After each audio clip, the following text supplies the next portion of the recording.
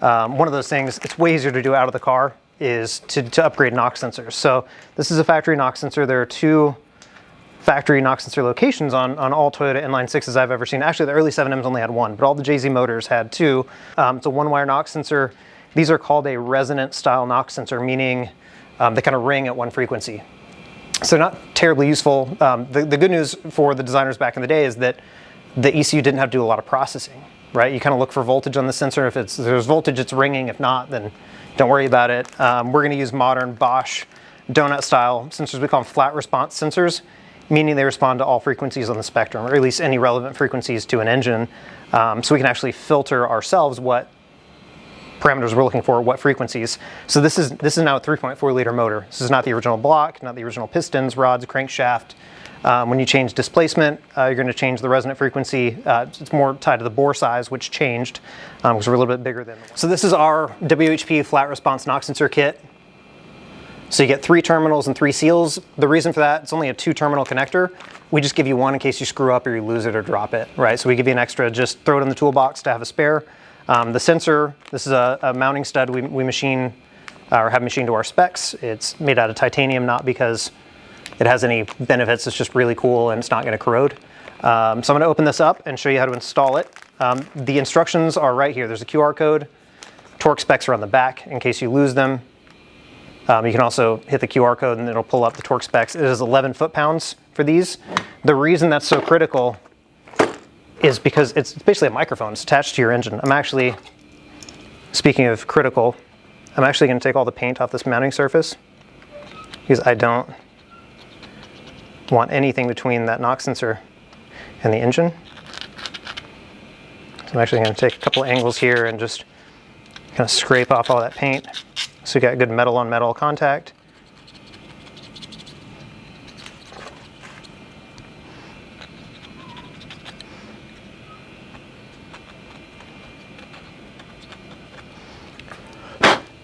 It's also why I sealed up the motor. I knew there's going to be a little debris from that.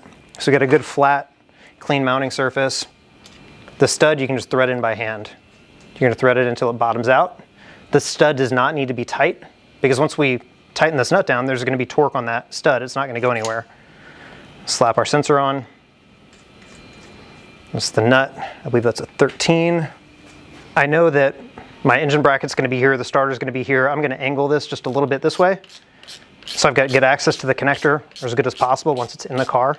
The orientation of the sensor does not matter. What does matter is the torque of the fastener and the fact that the mating surface is nice and clean. Make sure you put the connector in a position where you can actually get to it. It's accessible to you. But the torque is super, super important.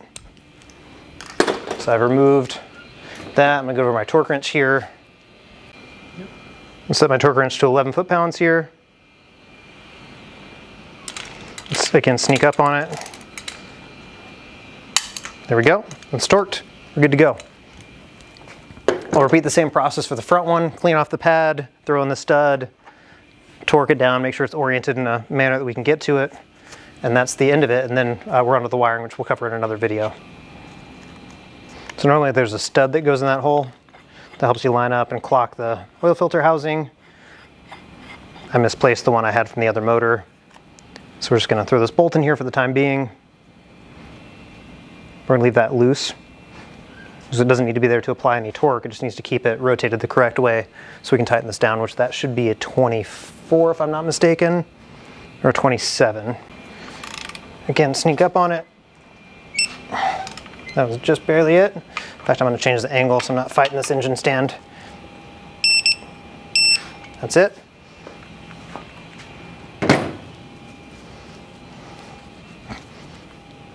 And again, just to protect the motor while we're working on it, I'm going to throw this oil filter relocation on here. Make sure your O-ring is in place. When I install this permanently, it's going to get oil on that O-ring, but I'm just throwing it on there more as a dust cover than anything. So then our oil lines will go down to wherever we mount. The other side of that, mount our actual oil filter. We're going to tap off one of these lines for the ECUsump. So it'll be on the post filter side of it. We'll plug this hole, and that's our oil filter housing. So normally on the factory on a VTI 1JZ or any of the turbo 1J or 2Js, they have that oil cooler, the sandwich plate here. So we just removed it. This is off a GE 2J VVTi. That's the one without a cooler on it, just a shorter stud. Here's our water pump. All the GTE water pumps look like this, except for some of the early ones that had a built-in pump for the hydrofan. So they had a hydraulically driven fan. This is just a regular one for a clutch fan. So this is off of like a US spec Turbo Supra. The VVTi 1JZ and the JZX has a clutch fan as well, so there's no weirdness going on. Just some things to pay attention to. This is your weep hole. You don't need to make a permanent connection there. That's just for if the bearing or the seal fails in here, water's going to come out the front, lets you know you need a water pump. So don't cap that, don't put a hose on that. What I'm going to do first is put an O-ring in the block and make sure this tape isn't going to interfere with my installation. I've got all my bolts laid out. So I'm going to peel this tape back. Make sure I've got a good clean surface. This one just has a light coat of paint on it, so I'm going to leave it like that. And you've got two shouldered bolts that kind of help align the water pump. So if you compare these two, see the shoulder on that one? So I'm going to put those kind of opposite each other to help align the pump. And then I've got the water pump O-ring. That was the one that I pointed out previously that was a different color. And this one can be sometimes a little tricky to get it to sit in the groove. You know, it'll pop out if you've got a twist in it or if you're doing something wrong. So if it doesn't lay down correctly, if you can't get it cinched in there, then take a quick look at what you're doing.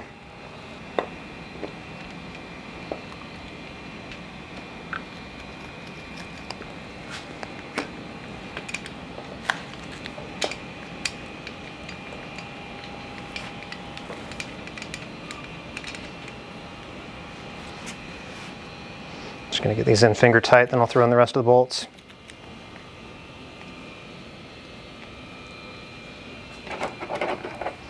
And these are all the same length, which is nice. Makes it really easy to figure out which is which because it doesn't matter. And I did run these through a die before I got them ready to put back on the motor. So let me cinch these up and then I'll find the torque spec.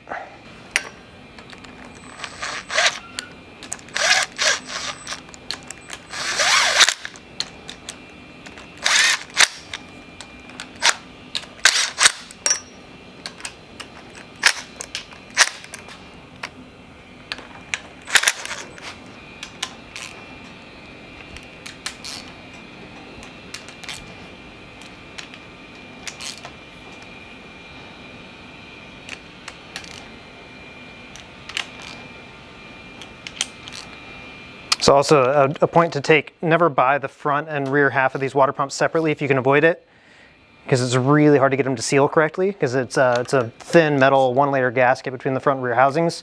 And in the process of taking them apart and putting them back together, I've not really ever seen it seal up properly. So buy the whole assembly off of US spec Supra and swap that on if you need to swap even half the pump.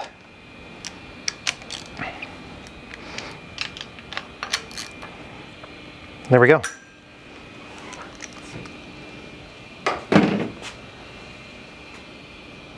Yeah, just while we're over here, I noticed this. Let me go grab another pan real quick and show you the difference. This is a factory turbo pan.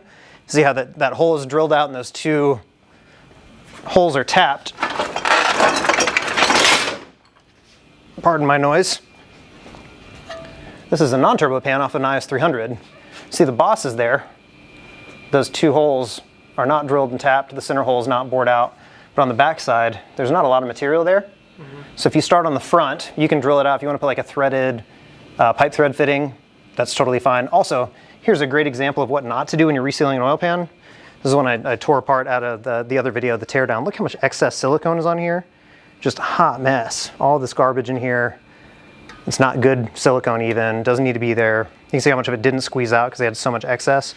But you can take the non-turbo pan. Like I said, you can drill it for pipe thread. If you're really careful, you can put it in a drill press and drill and tap those two holes, or you can seriously just drill it out, pipe thread, put a fitting in, you've got a dash 10 right there. Just don't do it with the motor in the car unless you're brave. And if you do that, overfill it with oil and use a unibit and drill it out and make sure there's oil flowing out the whole time, and that way you're not getting shavings in the motor. I'm not gonna tell you to do that, but if you have to do it without pulling the motor, that would be the way I did it. Yeah, so this is our water neck. This goes from the cylinder head to the water pump. So one thing you'll notice, this is actually kind of funny trivia. So the 1JZ existed before the 2JZ, as numbers go, and they actually just kept the same 1JZ water pump design. But look at all this dead space between the water pump. So that all the 2JZ timing covers have this little planking tab that kind of kill this dead space. But on a 1JZ, that is the deck height. So you get an extra like 3/4 inch deck height with a 2JZ, somewhere around there. But what's interesting about that, if you take a 1JZ head and put it on 2JZ block, the distance from your water pump to the head will not be sufficient. Actually, it's longer, so the connecting tube won't be long enough. Drift Motion makes one. A couple other companies probably make them, but like the guys at Drift Motion, this is a longer water neck specifically for putting a 1JZ head on a 2JZ block. The 1JZ pipe and the 2JZ pipe are both shorter. So this is a custom piece. There's an O-ring on both sides that pops in. So we'll put this on after the cylinder head goes on, but just a piece of trivia to note. So this is our water pipe. This goes from the water pump all the way around the block over to this side. I'm not going to tighten this nut down or this bolt down until I get everything in. Just leave it kind of hanging loose.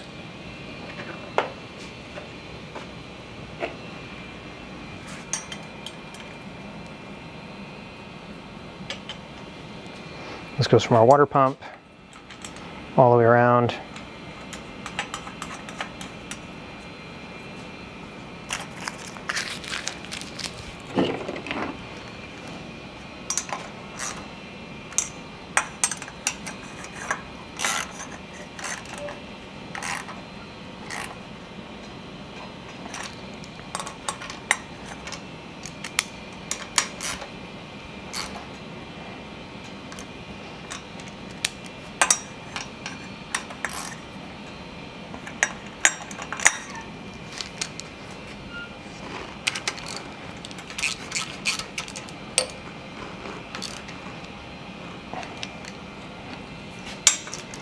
It's probably too long.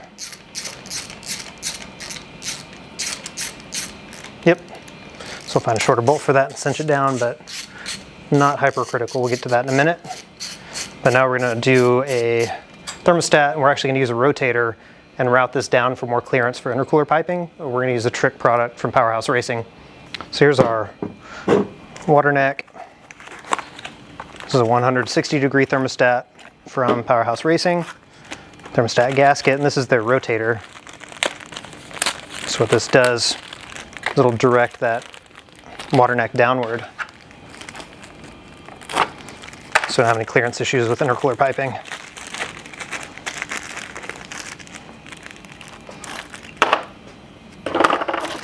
So what you do first is grab the studs out of that and remove them, and then we'll install the rotator and then the water neck.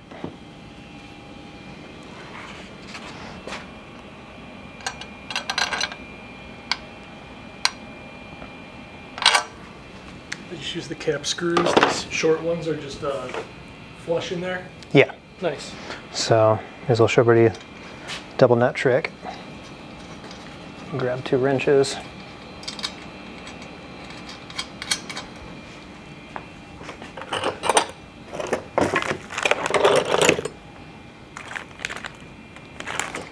So here's a trick I learned a very long time ago.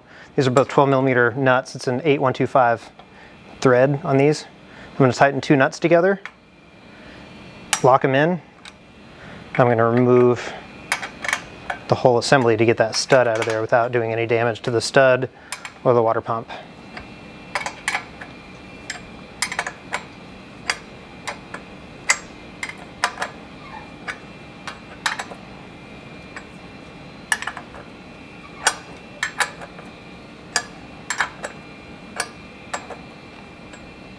I should have switched to an impact about a minute and 20 seconds ago, but I'm committed now. Now that it's pretty loose, I'm just going to use it to crack the 2 nuts loose. And I can just thread those off and use them on the next one. Get the stud the rest of the way out.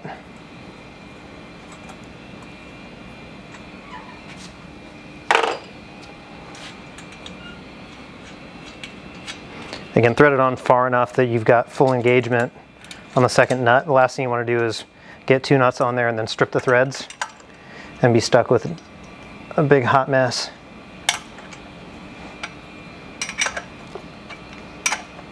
All right.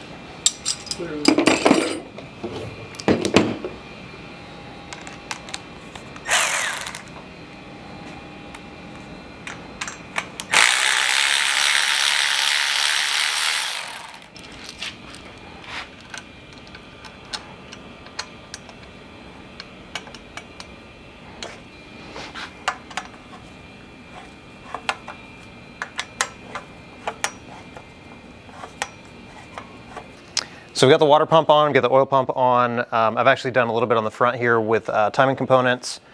This is our crank trigger wheel and also our main drive gear for the timing belt. This is from a VVTi motor, you can tell because it has 36 teeth with 2 missing, this flat spot here.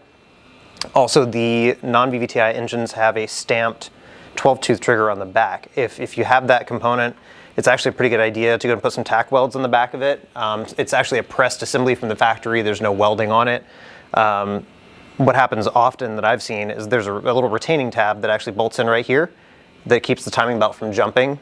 And if you don't remove that before you try to pull the gear off, you'll just tear that back plate off of the non-VVTi trigger wheel. So you can weld that on, it'll keep it in place. Make sure it's not bent or damaged. The VVTi gears are actually one piece. I don't know if it's a casting or forging, probably just a casting, but it's a steel gear with the trigger wheels integral, it's one piece. So that's installed. There's no magic there, you just slide it over the keyway. If it doesn't move freely, look into why. Make sure there's no rust or debris. This is a brand new crankshaft, so it's nice and clean. I installed my Powerhouse Racing billet idler. It's actually a pretty common failure point from the factory motors for the actual idler bracket. It's cast aluminum, it'll fracture, which leaves you in a real bad spot. So this is a stronger piece. The things to consider here, you need a Loctite on this bolt as a thread sealer, and also for keeping it from backing out from vibration, because that actually goes through into the back of the oil pump. There's a washer that goes behind this, as well as you got the flat face of the bolt on the front. So it should move very freely.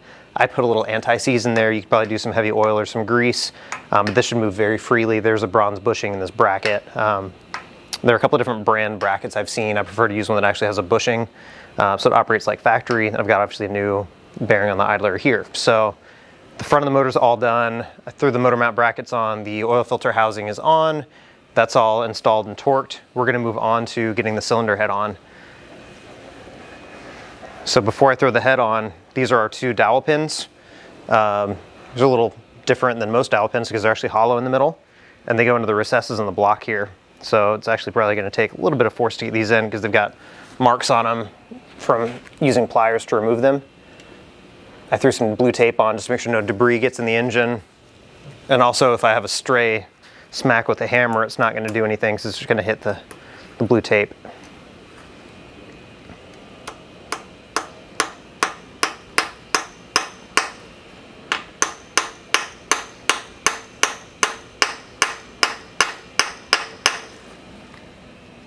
I'm just trying to make sure that goes in nice and square.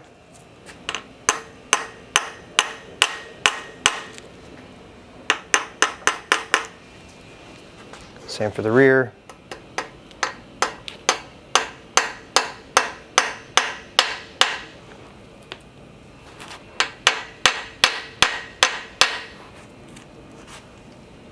And these are actually what's going to locate the cylinder head, so they're pretty important. Since we are doing head studs, I'm not going to put any studs in before the head goes on, because if you do that, you actually have to get the washer in the head before the stud goes through. So you'd either have to put all the washers in the head beforehand and drop it over the studs. I find it's way easier to put it on the dowels and then put the studs through after I put all the washers in place.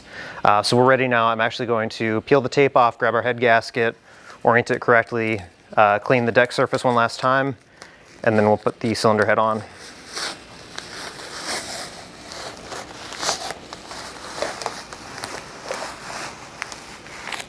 So if you didn't prep the block yourself, I trust my machinist and engine builder. I know he cleaned all these threads and went through them, chased them. If you're doing your own block, absolutely check all of the threads for the head bolts or the head studs. Not as critical as studs because you're only worried about the top thread. So I've got my head gasket. I'm going over this. There's a little cardboard debris actually. This is a genuine Toyota gasket kit. I'm taking a little, basically soap and water to clean off any dust or junk that got on this head gasket and shipping. It just had a little bit of cardboard debris on it. This is a 1JZ gasket, which they were kind enough to put an arrow on it and indicate which way is forward. And then the telltale on any JZ gasket is the oil feed for the cylinder head. So you look at all these holes here, these are oil drains, which is one great thing about JZ motors, they have them everywhere. Your smaller holes that are threaded obviously for head studs, the water jackets are here right around the cylinders, but then there's this one lone hole that has no mate on any side. It's the only one that's really asymmetrical. That's your oil feed for the cylinder head. And this is our head gasket, that's the little orifice for that to go through. Use that to locate it. Got that arrow indicating forward, and our head gasket is on and ready to go. So again, I'm just going to look for any dust or debris. I'm seeing a little piece right there. Just giving it a quick cleaning and dusting. I really prefer Toyota OEM head gaskets. Never had an issue with one. And they're not a manufacturer that, at least in recent years, has screwed up head gaskets. All right, now I'm going to flip my cylinder head over, make sure the deck surface on it is nice and clean. The cams do have to come out. You can't access the head bolts with the cams in the cylinder head, but everything's together. I'm just going to leave it like that for now and then remove the cams once I've got a couple of studs in. So we had it, the head was skimmed. I'm going to flip it over and wipe down the deck surface. So that surface looks great. I'm just going to degrease it and then shift it over and slap it on the block.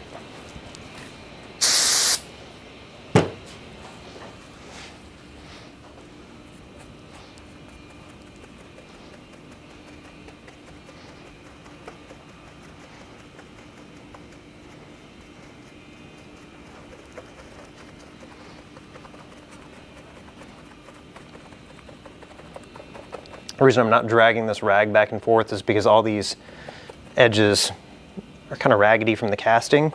If I drag it back and forth, I'm just gonna leave a bunch of rag behind. I don't want to do that. I'm just kind of lightly degreasing the surface, making sure nothing looks out of place.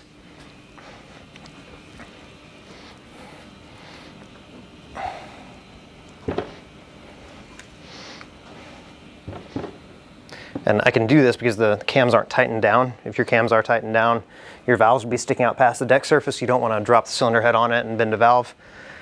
We're ready to go on.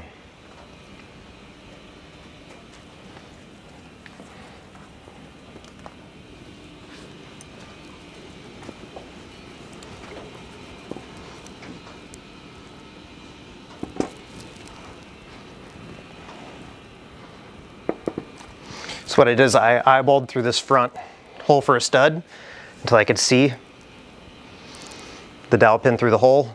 Got this one, a little weight put on it, and then moved to the back to see the other dowel pin, got it centered up, and moved over. So now I'm actually going to remove the camshafts.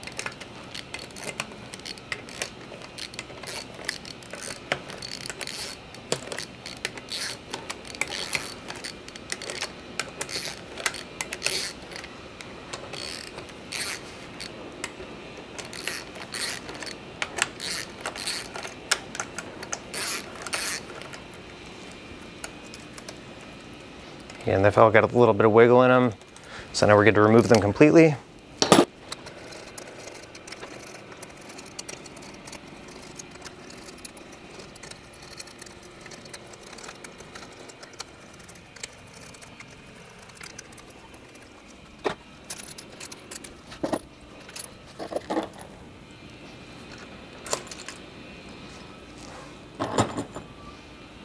And you can just very gently lift out your camshafts.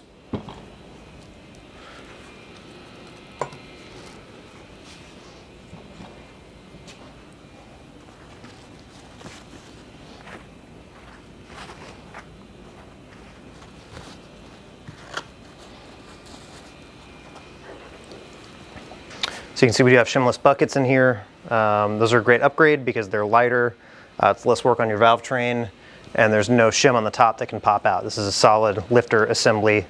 They're sized by thickness, and it is an OEM part from Toyota, just from a different engine. It's from the 1ZZ out of the Corolla. All right, so what I'm doing now is I'm putting the assembly lubricant on the ARPs. This is a really critical step because you don't want any metal-to-metal contact, and you want nice consistent friction across all the fasteners so that your torque specs end up with the same tension in the fastener. The more friction in the fastener, the less force you're actually applying to the fastener. And this is just kind of a messy process. Like getting all these washers coated there's no way to do it cleanly. So I use gloves for this and just kind of wet your fingers down with this lubricant and just smear some. You don't want a ton of excess, but you also don't want them dry. And I make sure when I get some on the nuts that I get it inside the threads and also on the flange where the bottom of the nut touches the washer, because you want to lubricate both the threads and the mating surfaces. And it's not really critical on the bottom half of the studs because those just get cinched down into the block. They're not really fighting friction, right? Because you put those in before you tighten the fastener down. So yeah, I put a little bit of oil on the bottom of the threads just so it doesn't get sticky, but you don't need the good lubricant on the bottom half of the ARPs.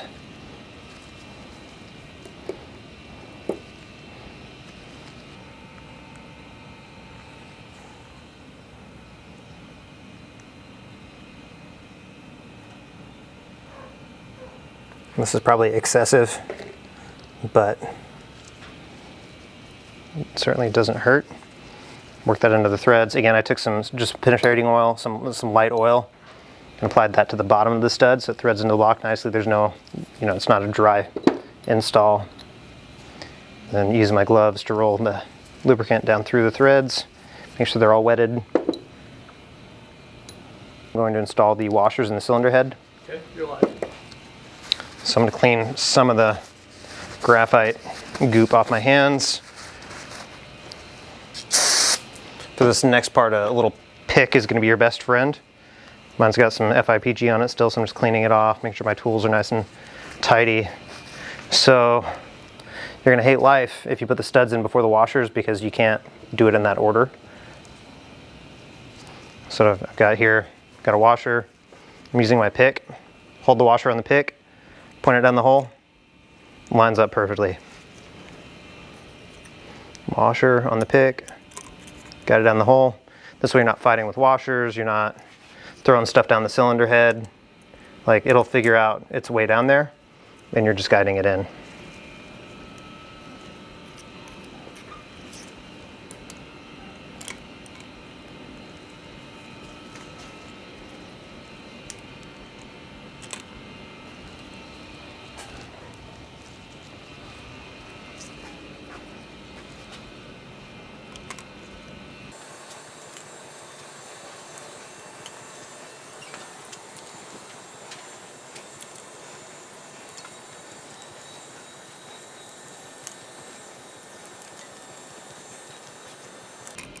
And if you've ever done that any other way, you know how much faster that was to use a pick. All right.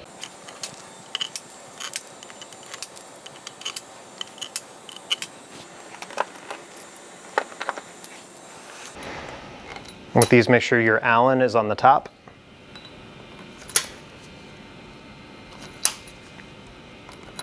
We're gonna use that in just a second, just to bottom these studs out. You do not need to torque the studs. It's not what holds them in place. The interface between the block and the stud is just there to provide tension. It's not a critical torque. And do not tighten it down with a lot of effort.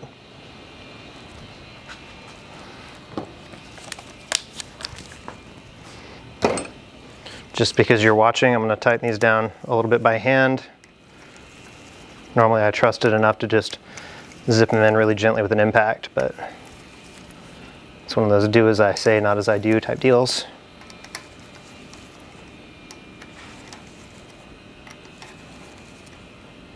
I'm sure there's a lot of machinists and engine builders screaming internally right now for even mentioning that. or they're silently admitting they do the same.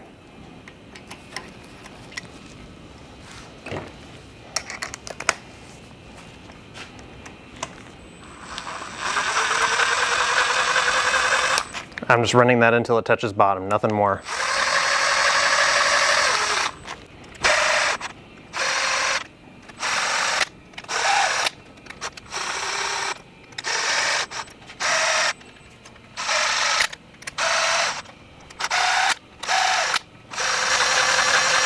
All right, they're all bottomed out. Make sure you got plenty of assembly lube on all the faces that are going to have metal-to-metal contact. This is where you really wish you had more dexterity or smaller fingers. Using my little pick trick here to get it roughly in place. Actually, it works quite well.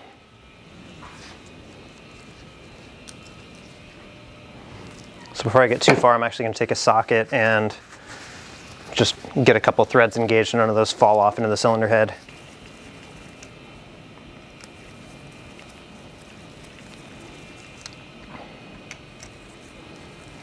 Now's a good time. I should have thought of this a second ago. Just make sure that your cylinder head is laying flat on the deck. You don't have any obstructions. There's nothing pinched underneath it. Your gasket didn't slip out. You know, it should be dead flat before you even start cinching down fasteners. So be sure to double check that before you go any further.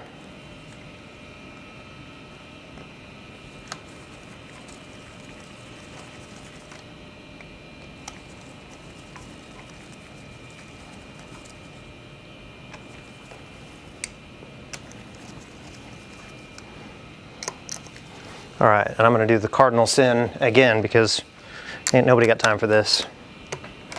I'm just going to zip these down until I feel them get snug. I'm going to work from the center out for the rest of the cylinder head. So this would be 1, 2, 3, 4, 5, 6, 7, 8, 9, 10, 11, 12, 13, 14. So you just kind of work from the center out.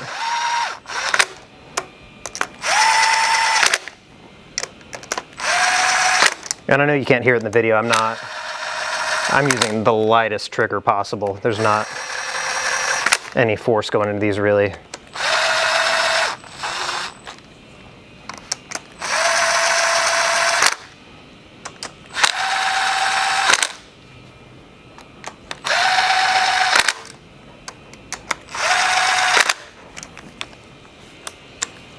The instructions tell us to do these to 80 foot-pounds in 3 increments. So I'm going to start at 25 foot-pounds. That's enough torque that we're not, like if you tried to torque it to like 5 foot-pounds, it's meaningless on a fastener this big.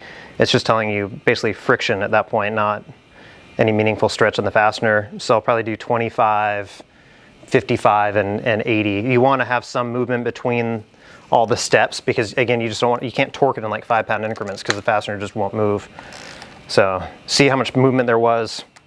You know, I didn't put any force on it with that impact. So I'm gonna actually just take up some slack here. These bolts are all pretty loose. So we're just, at this point, deforming that first crush of the head gasket. All those layers are getting cinched together.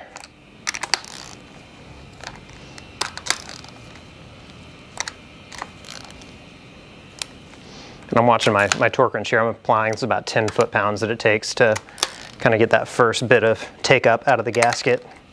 We'll go to 25.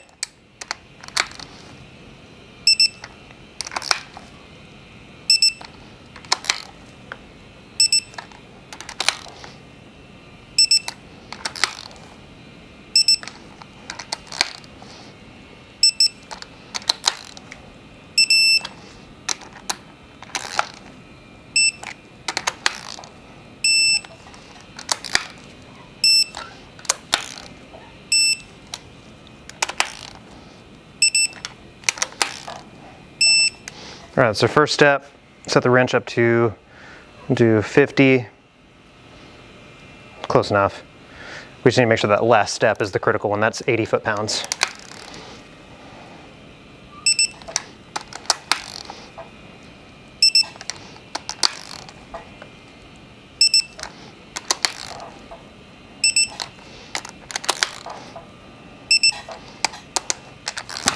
Six. 7, 8, 9, 10, 11, 12, 13, and finally 14.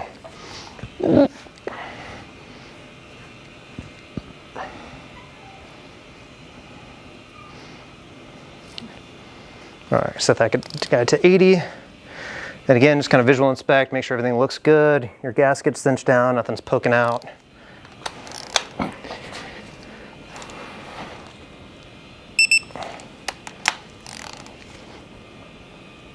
Two, 3, 4, 5, 6, 7,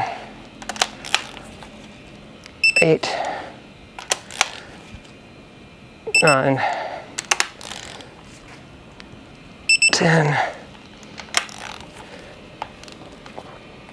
11, 12, 13, and 14. So now that's done, I'll go back and check them all again. I'm gonna give it a couple minutes, let myself take a break, and then beep every single one of them, then we're good to go. And then it's time to install the camshafts and the timing components.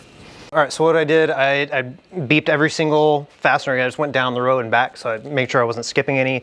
Also, you could hear me audibly counting 1 to 14. I know there are 14 bolts, and that way I didn't miss any. I kind of knew where I needed to be, just as a, a gut check to make sure I was doing it correctly. I have taken my little oiler. If you don't have one of these, I think they're like $8 off Amazon. Fill it up with good motor oil, and you can feed little drops of it. So I just put a drop of oil in every bucket, on every cam journal. So I'm ready at this point to drop the cams in. I'm going to pay close attention because this motor should be interference now. I actually kicked it over. You've got a mark here on the crankshaft. So if you look at the oil pump, at top dead center, this line right here is going to match up with this dot. So what I did, since I knew 1 and 6 are at top dead center, when that dot's lined up, I kicked it over to the right just a little bit to get that piston down, to clear like any misalignment I might have with the cams when I install them, because I need to get them torqued down, and then I can put the cam gears on, adjust them to top dead center. I can sneak this back, and that way there's no piston to valve interference. And then identifying which cam is which, it's easy on a VVTi motor because one's a different length. On a non-VVTi motor, you can look for the trigger pickup. So on the intake cam, it's going to be different on a non-VVTi. On the VVTi, you've got 3 evenly spaced teeth. On a non-VVTi, you're going to have 1 tooth here and 1 tooth up at the front on opposite sides, and there are 2 sensors in the cylinder head. So I'm going to gently set these in place. And again, as you tighten these down, you have to be very careful to do it evenly. It's just a cast iron core on these. They're not particularly, they're great for the purpose they were designed for. But if you put too much stress on them, you will break them in half, which is not a good day. And I'm actually going to lay out the cam caps and put a little bit of oil in the threads. And again, I just don't want dry steel bolts going into aluminum.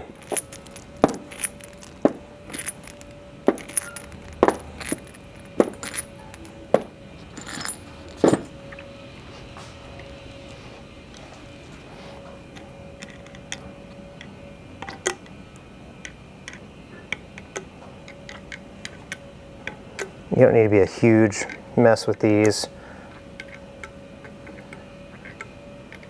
I'm using more than I need to, but I've got this towel to soak it up.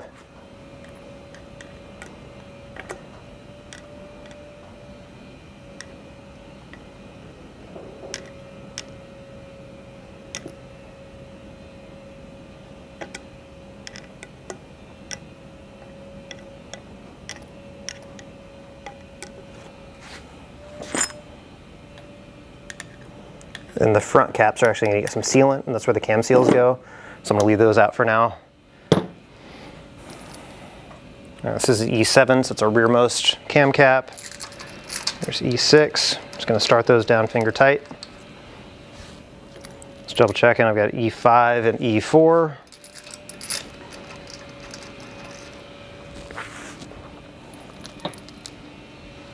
E3, E2.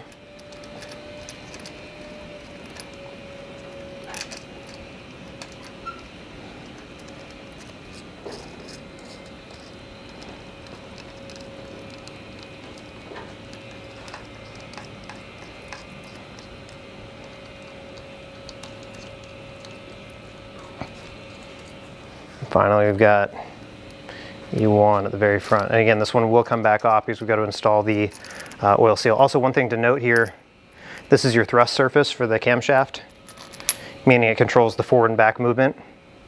So it's really critical you get that lined up. I'm actually going to snug down these caps just a little bit and get that guided on the thrust surface. And I've put a little extra oil in there just so it's not dry at startup.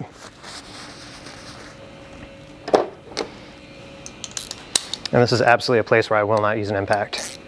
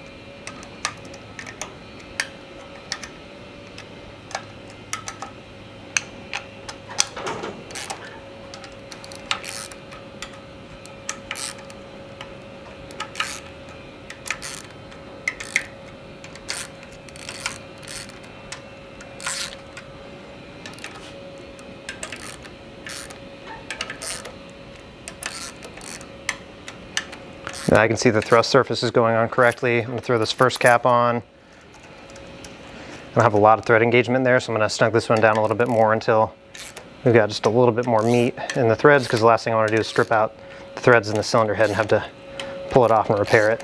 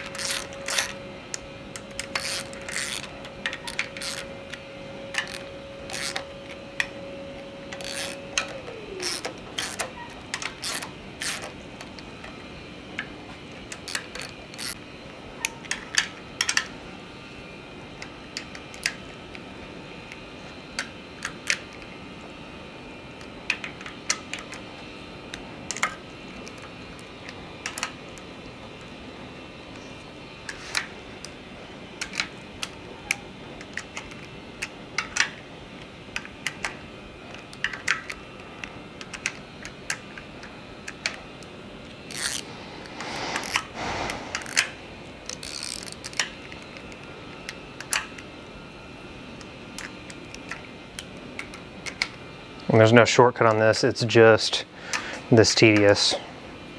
But again, you want to manage, make sure all the bolts have a little bit of tension in them, that nothing's really carrying all the weight, that you don't have any lobes that are unsupported, because that's when you're going to break a camshaft, is when you put stress, you know, like all the way down here and you get a lobe trying to fully open a valve, working against that valve spring.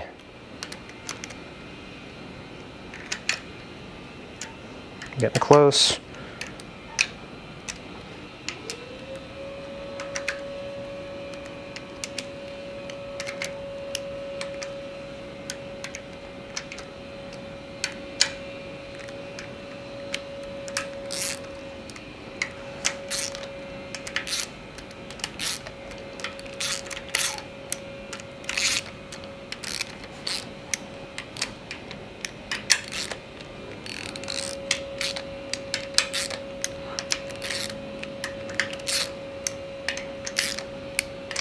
All right, one down. All we have to do is grab the torque wrench, torque all these down.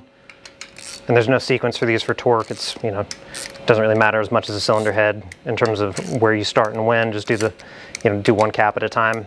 We're going to repeat the same process for the intake camshaft, and then we'll come back and put the cam seals in, cam caps, and timing gears.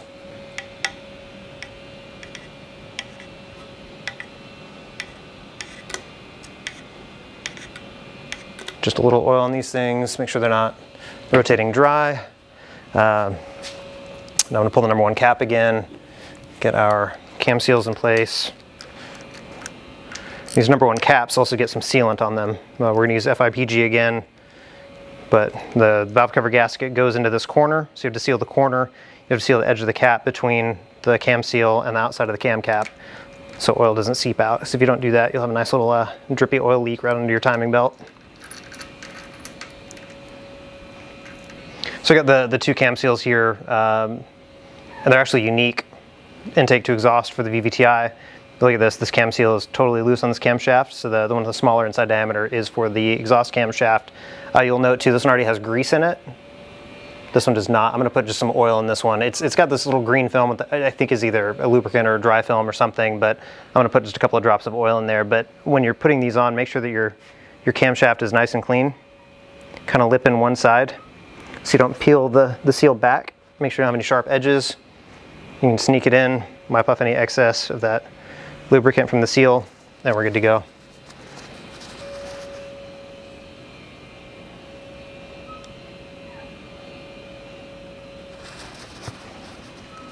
A little bit on the end of a rag just to get some of this oil residue off. So we're going to be sealing basically from this corner around the side to the oil seal. So I'm actually going to clean off a nice little pathway from there to there. Flip to a new spot on the rag.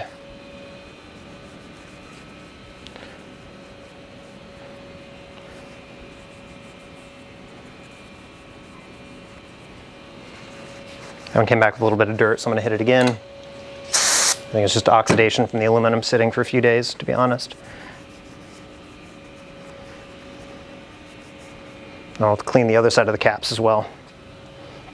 So again, like we saw in the oil pan, there's these grooves here, and that's to trap excess FIPG. So our goal is to not put a lot of excess on there, and we're only going to put it from that line out. That way, any excess squeezes into that groove and does not get into our camshaft journal. Because the last thing you want is FIPG on something that's supposed to move. Pull my bolts out.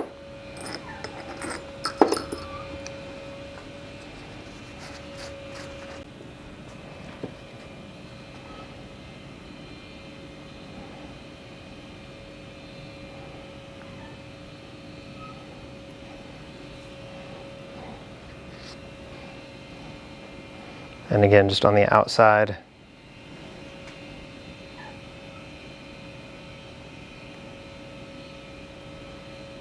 That's more than enough. Got my 2 bolts.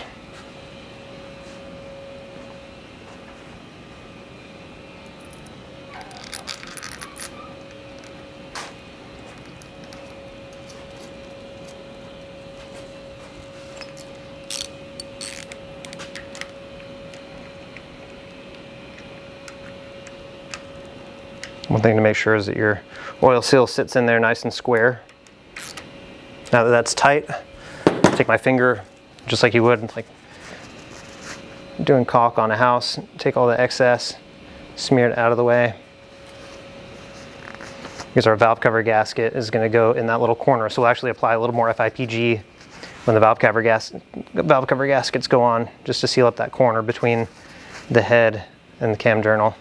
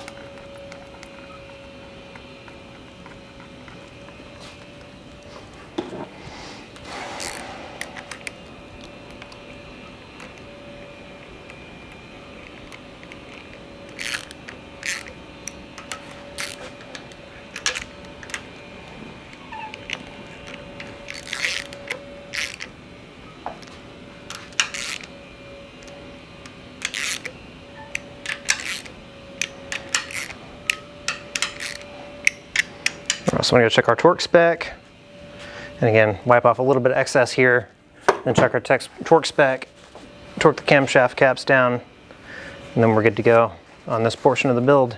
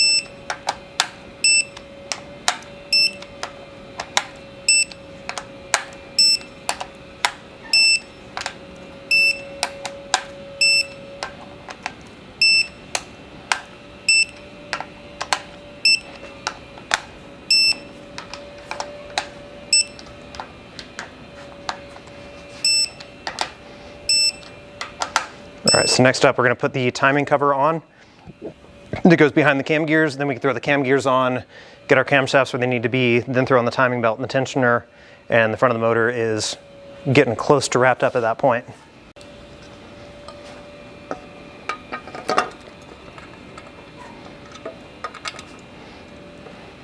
So this is one of the points where order of operations plays in, because if you don't put this on now, you put the cam gears on, you're kind of in a bind. And also this provides our indicators for our timing. See the white marks under here. Also, fun little trivia. This is a 2JZ block. Look at the distance between the oil pump and the top of the deck. It's because they never changed the oil pump after they made the 1JZ. They just left this gap up here. So 2Js have a little, the timing cover has a little tab to kind of fill that gap. This is a 1J timing cover, but they just carried over the 1JZ pump onto the 2JZs.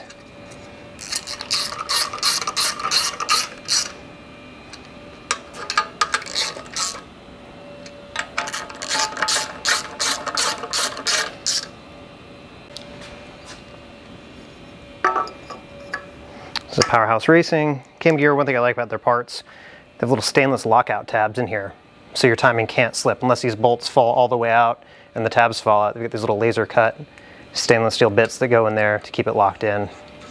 So I'm not going to torque this down right now. I'm going to wait till we get the timing belt on. There are actually flats on the back of this camshaft. You can hold it with a wrench and torque it down, but for our purposes right now, I don't need it super tight. Now our VVTi gear goes on. I'm going to put a little oil in this and around the outside, just where that seal goes.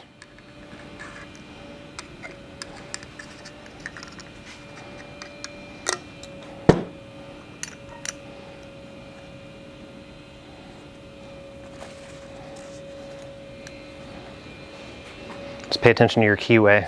See how I can actually move in there. This cam gear phases.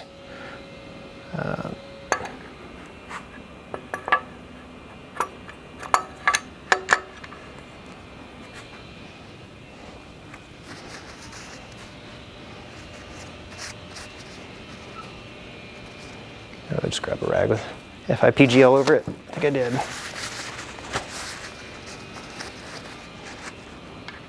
This is a 10 mil hex for the intake gear.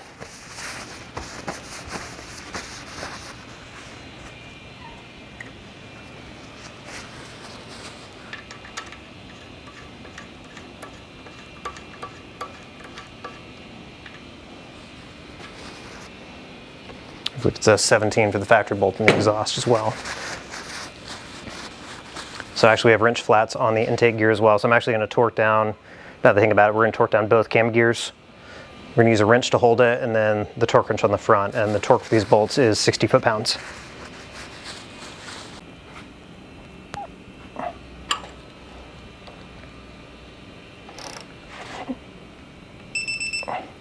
And that's our torque. As I knock shit over.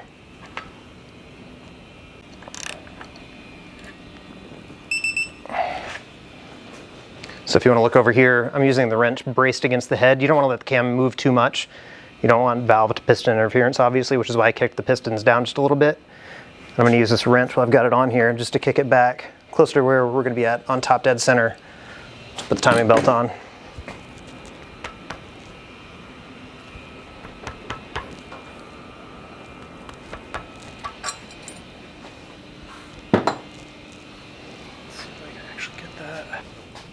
So if you don't have your balancer on yet, which you're not going to when you're doing this step, generally, one trick you can use, and this keyway is a little loose, this aftermarket crank has a little bit bigger opening for the keyway than the factory one did. Tighten your crescent wrench around the crank and capture that keyway, and you can use that to very gently rotate the crankshaft into position. So I'm going to line up that mark with the dot. That's top dead center. Got our mark on the cam gear, lined up with top dead center here, top dead center on this one. Ready to throw the belt on. So this is a Gates racing belt. So what we're going to do is put it on the crankshaft first. And these motors are actually generally pretty easy to time. There's not a lot going on. You don't have a water pump driven by the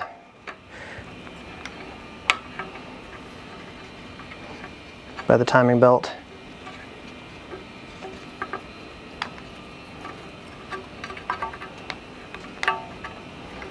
I'm just out of practice and clumsy.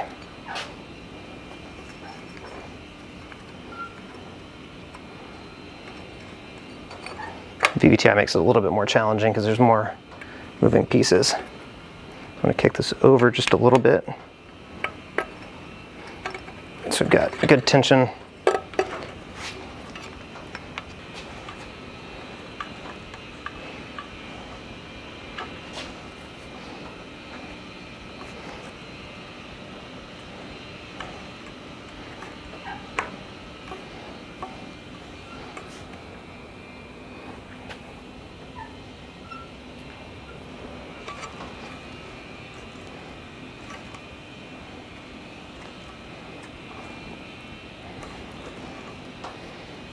So once you slip that on, you're gonna hear a little tension in here.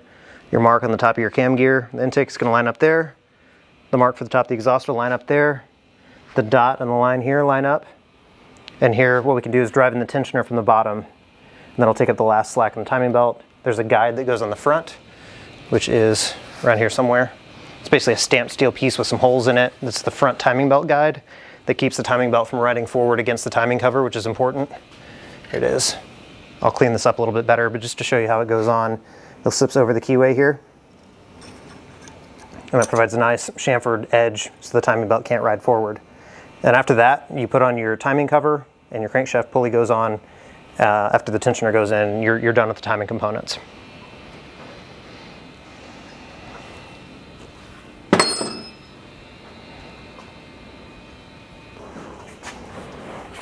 So normally when you install a new tensioner, it's going to have a pin in it.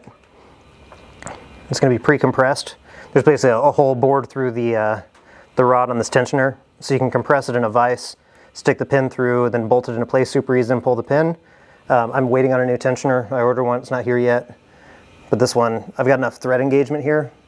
I'm actually going to thread it in by hand without pre-compressing the tensioner because I know I can get away with it this time. So it's just a placeholder until we get our new tensioner in.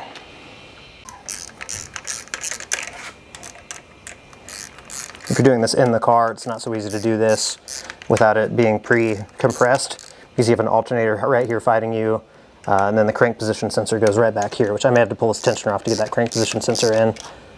We're just going to get it timed, turn it over a couple times, make sure everything rotates nicely, and then we'll worry about those things.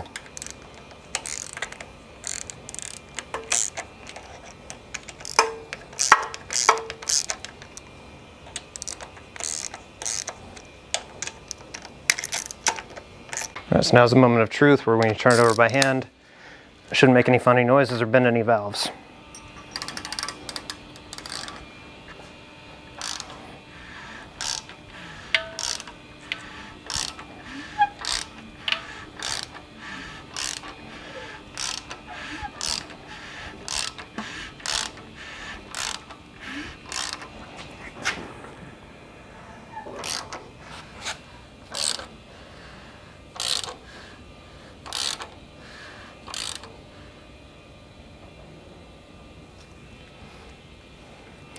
more rotation. So what we're gonna do is rotate it again a couple of times, just make sure once we spin it a little bit that our marks all look good and they're lined up correctly.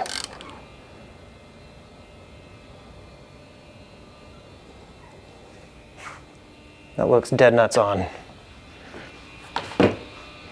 So again, what we're checking for is our line with the dot here. Line, line, line, line. All three of those are good. We're set to go. So I don't believe the 2J head has this, but the VVTi, actually I think maybe all the VVTi ones do. They're two little half moons that go in the back. They're just aluminum. I'm gonna rinse these off with brake cleaner, make sure they're nice and degreased, and then little FIPG, and they get held in by the valve cover gasket.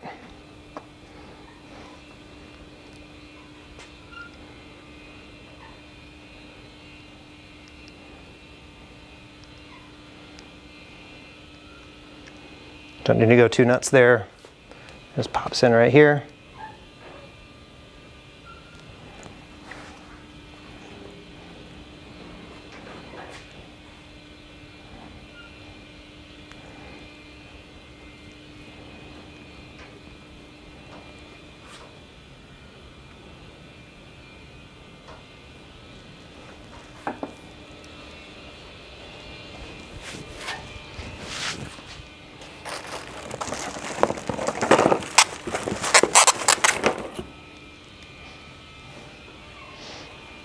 These are our valve cover gaskets. It's pretty easy to identify which is which because one's longer than the other. So I'm going to bring my valve covers over and flip them over. Get the gaskets installed. I already prepped my bolts. The factory washers that hold the bolts on get really dry and crusty because they have a bonded washer. And so what I do is hold those generally with a pair of vice grips or pliers, and then just use an impact and spin the bolt out of the washer once they're super dry and crusty. So the intake is the shorter one because it has the VVTi gear on it. What I did on these, and these may not look super clean, but they're very, very dry inside. Scraped out all the old carbon, cleaned them, pulled the baffles out. These have removable fasteners. The 2J doesn't. The VVTi does for some reason, the 1J VVTi. Removed all the baffles, cleaned everything out, resealed the baffles with a little FIPG and stuck them back in. These gaskets just go in dry. I usually pick some kind of feature like these corners up here. And then actually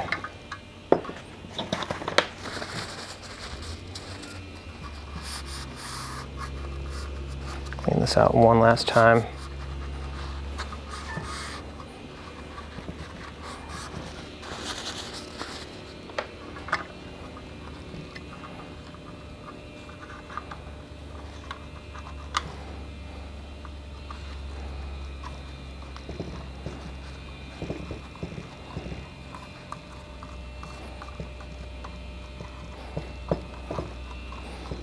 This cam cover is ready to go on. The only important part to note is that we're going to use a little FIPG and seal in the corners where it meets the first cam cap. For this, I'm just going to put a little on my finger, smear it in that corner. Same on the other side. We're good to install it.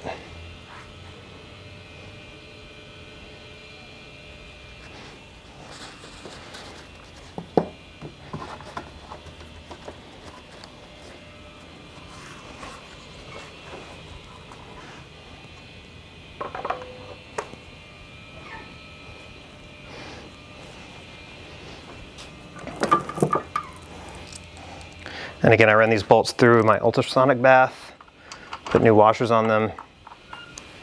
So I'm going to use a nut driver and just run them in briefly.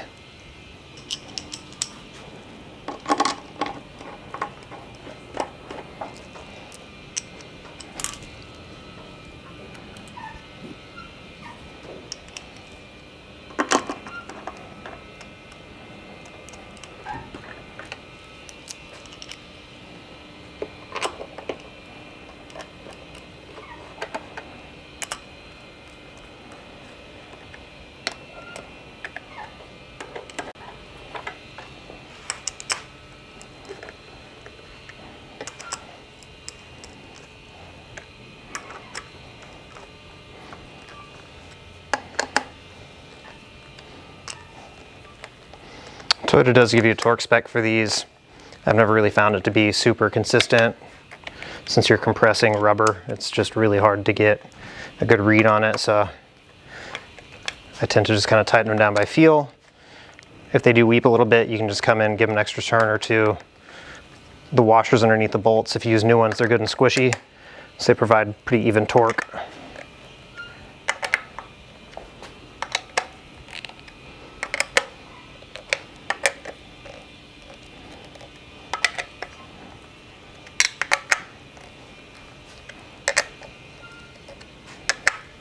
Keep going around until it's cinched down pretty well. You do not want to put a ratchet on these really, because I've seen too many people break the ears off and they're quite challenging to weld back if you can do that, or not inexpensive if you have to replace.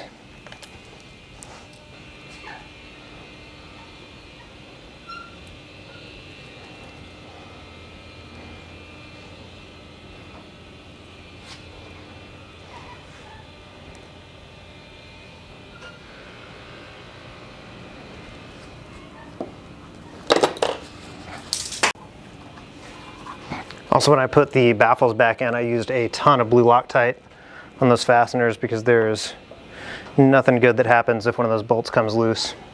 And they don't require a ton of torque. They're just little 4mm hex, I think M5 bolts.